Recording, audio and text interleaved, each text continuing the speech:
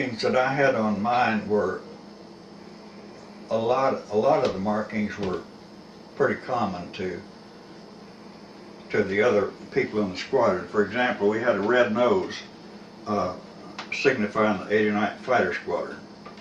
The other two P-40 squadrons had blue and white. Most of them had a skull, and the skulls were painted on both sides of the cowling.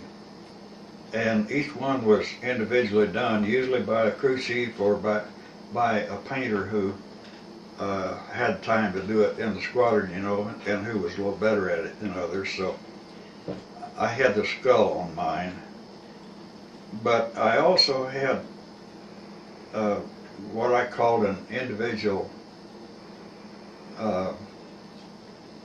well, I guess you could call it a personal identification, which was a blue cloud background, a blue-black background with clouds, and a buzzard.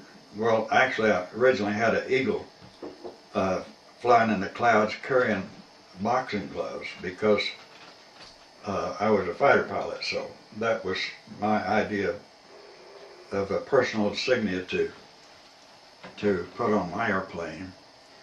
But when we got to Burma, we were doing so much bombing that I changed that to a buzzard with carrying a bomb instead of boxing gloves. So I had that painted on the wheel covers on my first P-40, which was an N1. But then I had something else that nobody, as far as I know, had. My P-40 had white wall tires on the main gear and the tail wheel. And the only reason was because I took a can of white wall paint with me. I took care of that myself. So, and of course, my airplane was named Lulabelle. Now, why? First of all, with the tires, why did you paint white walls? What was the significance? Oh, I was an old car nut, you know, that liked classic cars from the 30s era, and everything I had to have white wall tires on it. So I figured, what the hell, my airplane might as well have them too. And then, what is Lulabelle? What does that